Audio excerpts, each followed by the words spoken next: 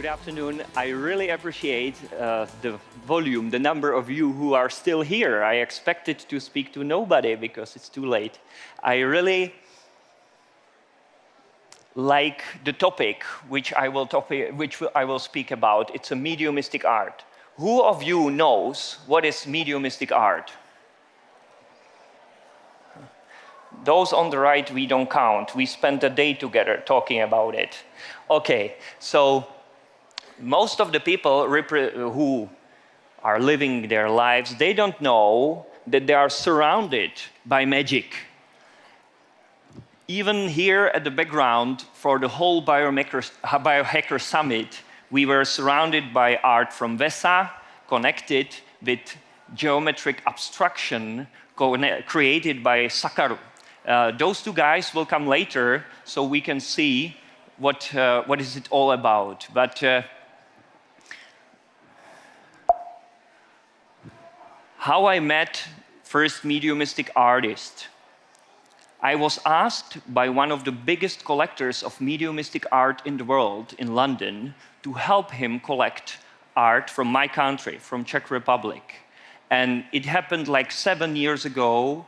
And since that time, I passed a long journey of searching, researching, and also interviewing a huge amount of artists who told me about their experiences, how they create art, what is from their perspective their work and what is not.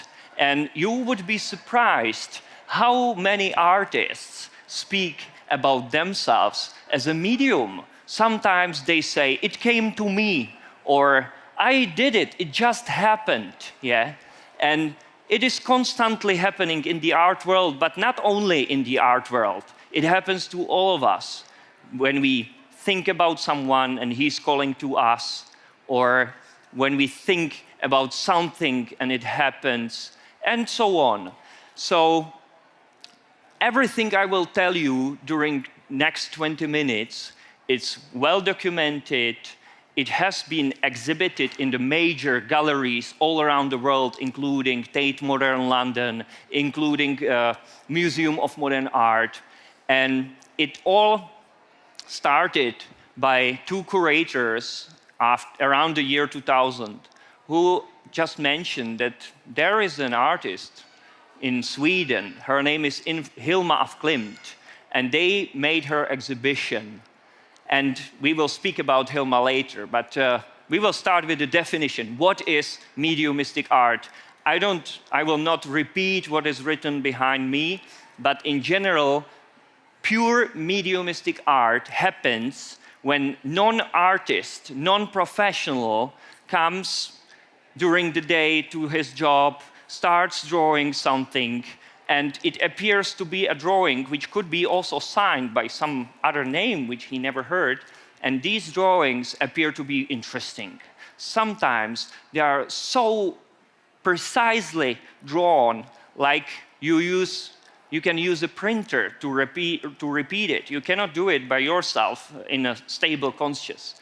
And these people are becoming medium in the perspective of view, like when we take us as a persons who are spirit, which is controlling the substance, body.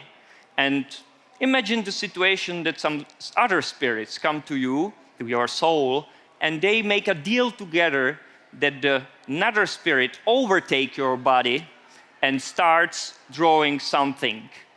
And then artworks come to the stage, which are pure mediumistic arts. But this really happens. But also, many of the artists we know have their own experience. I will speak about 4 of them who are considered as founders of modern abstract art. But the techniques and the principles which I will describe, we can track them back to old Egypt, to older civilizations. The symbols which they are working with are trackable to Mesopotamia and to all civilizations. It's interesting how common they are, let's say, cross-border all around the world. But František Kupka, he was born in my country but he spent most of his time in France, in Puteaux, next to Paris. And he, together with other artists in that time, observed and learned a message which appeared in the publics, like in the media, they spoke about it, that there is something in Haiti happening, like voodoo ceremonies, where people speak to spirits. And when, by the way, Haiti became the first liberated country from slavery, when we speak about countries where black people live. And they observed that there are some techniques which can be repeated, learned. And they started experimenting with them. And František Kupka, just here, he described his experience from his attempt of contacting the spirits, the non-material world. Yeah? Together, but absolutely independently with him, we can document Kazimir Malevich, who was Russian-born, also spent some time in France, but he started suprematism, and these images, which we can see, I hope you can see them, are very light. There is almost nothing there, but the interpretation of these works, for example, here, you can imagine 1, 2, 3 steps which are drawn there. These 3 steps are also deeply encoded in a Kabbalah and will be repeated in other paintings here later. They mean the entrance to the higher wisdom. That means you learn something new. And Piet Mondrian, he is quite a tricky guy. He was a very theoretical one. He expected, he observed, he liked numbers, and he was obsessed by geometry. So this man, he looked at this phenomenon from a very different perspective of view and created this kind of geometrical works which are considered a real beginning of abstract art in the modern history. Vladimir Kandinsky, he didn't use the geometry, but you can see on the painting that there is a standard landscape painting. But why is it painted with such a strong wave from the left? Why it doesn't fit to the reality? That's because he tried to show the 4th dimension, the dimension where we are free from our bodies, where the spirits live as they believe.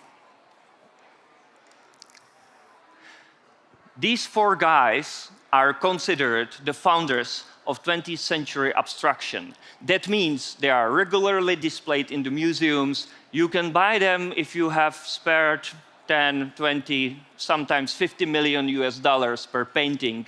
You can have them very easily on the market. Yeah?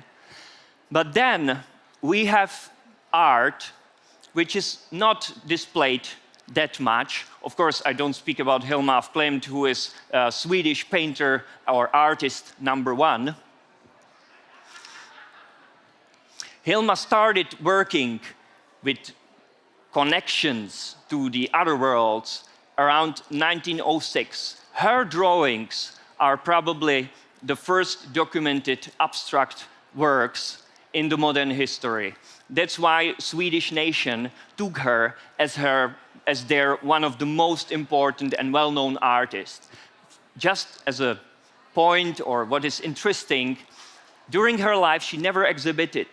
And before she died, she asked their friends to establish a foundation to protect the works from publics. And she told them that they shouldn't be displayed next 20 years. So her first exhibition was more than 20 years since she died.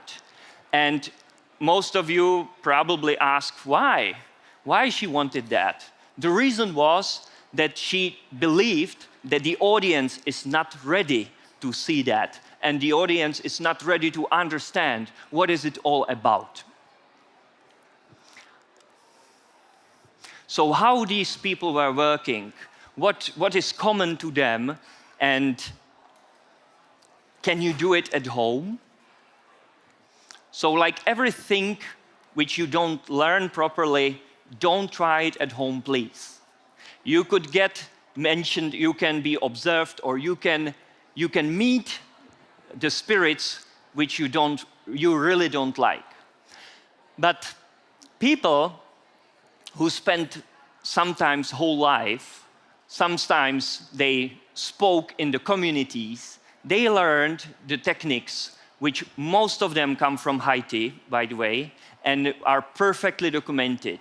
And this picture is from the museum in the United States, where the whole exhibition was dedicated only to these techniques, how to do mediumistic art, how to play with that. So the principle is quite simple. You must be locked in a complete dark.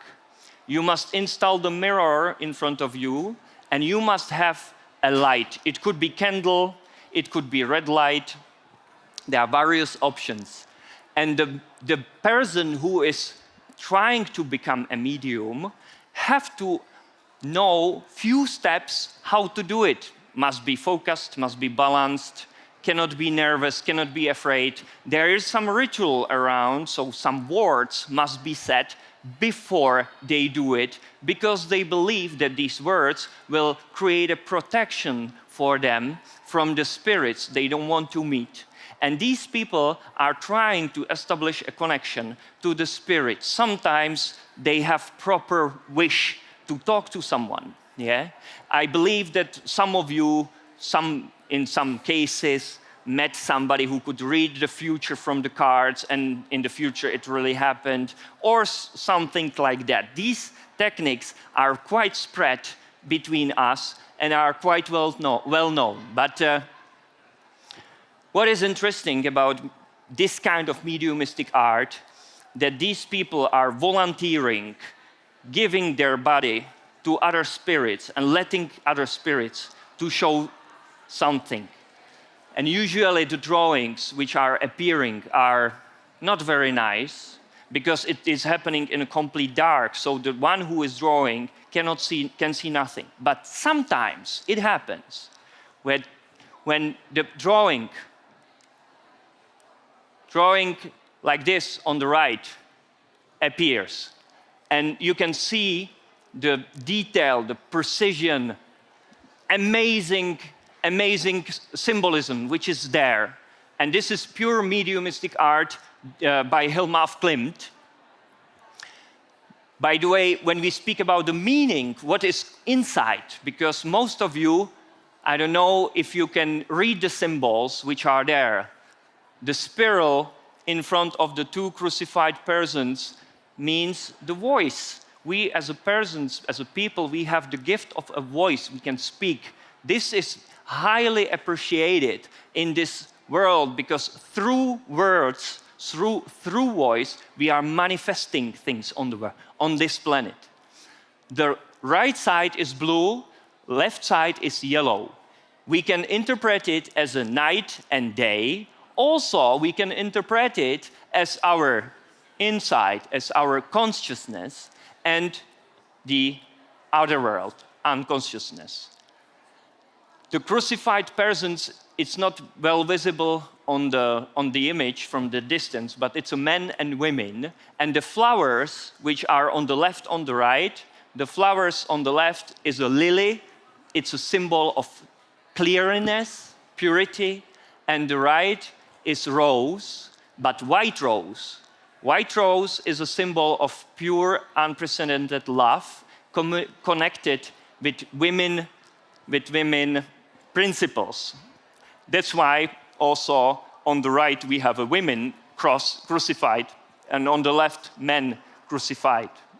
And then on the bottom there are two snakes, yellow and blue, which are walking or sliding the 3 steps which I mentioned before, the 3 steps of knowledge, of education, of higher, let's say, elevation, which you must pass to enter the world where you understand all these symbols and meanings. On the left, we have Jungian onion. Jungian onion, it is quite well description of our self. When we have our consciousness, subconsciousness, we have our deep subconsciousness, which is not easy to enter. So many people believe that the mediumistic drawings are just a digging into this onion of ourselves without contacting other spirits. Yeah? It could be, but if it's that, I am very curious how they would explain that the guy who was neither an artist nor the author, he was a healer, and generally he used to be a miner. And the miner started creating the drawings like this. There were many of them, and these drawings appeared on the planet, on the world, without his any consciousness. He mentioned that he never knew what is happening. Yeah? So these drawings are fascinating. Also, František Jaroslav Petska, who comes from Czech Republic, he was an interesting avant-garde figure which represent pure mediumistic art. As I told you at the beginning, this guy never was an artist. He never drew professionally, or he never taught drawing. He just lived very regular, ordinary life. When he lived as a worker at the railways, he counted the rails, how they are running. And during that time, sometimes he described that he simply started drawing something, and after some time he awake from the dream, as he said, and the drawings appeared. But if we speak about dates of these drawings, they were far before Art Deco appeared, by the way. And a lot of the mediumistic drawings, they predict the future. They predict what will happen. That's why the curators and, let's say, art collectors and all of us art professionals, we are searching for highest quality mediumistic art, which is happening now, because it gives us some information what will happen. I tried to find a mediumistic art which predicted the war in Ukraine.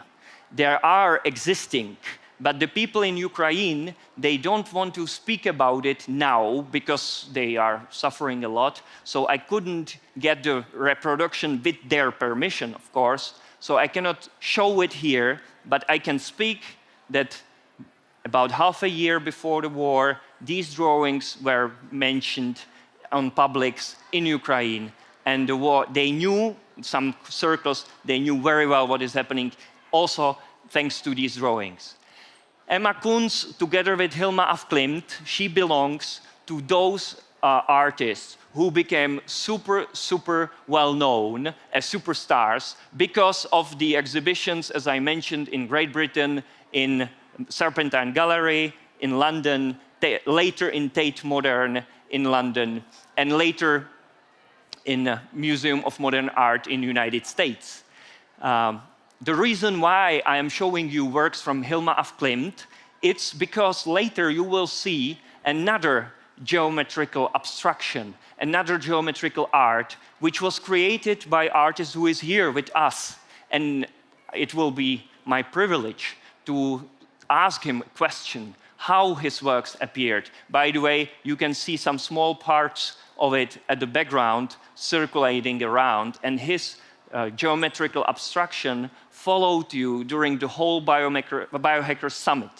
So Emma Kunz, she did amazing drawings, and she created large volume of them, and she was never able to interpret what is it about. She never spoke about it. But when later curators and scientists exhibited her works, it is not especially exactly this one, but the others, they found very interesting codes, informations, symbols, which are deeply encoded in her works. And these symbols can be tracked back to Kabbalah, could be tracked back to Catholic religions, also to Egyptian religions, and also other religions. These symbols are constantly repeating, appearing on the planet Earth, and if we know how to read them, it can give us very interesting information. Before I finish, we should ask the question why. Why is it happening? Why am I speaking about it? For me, when you speak to the artists who are experimenting with that, or when you speak to the people who did the works, they are very honest persons and they say, I am searching for the truth. I just would like to know the truth. And that's surprisingly not 90, not 99%. This is 100% answer from these people. And it brings me to very humble questions like, there are more things than we can see, and there are far more things which are surrounding us. And I am finishing the presentation with this work from Sigmar Polke, who was a German artist and, of course, highly appreciated, accepted, presented in all the major museums in the world. And I made a translation also to Finnish language. Higher powers command, paint the upper right-hand corner black. And this is what is happening to all of us. The higher power could be our spirit, it could be some other spirit also.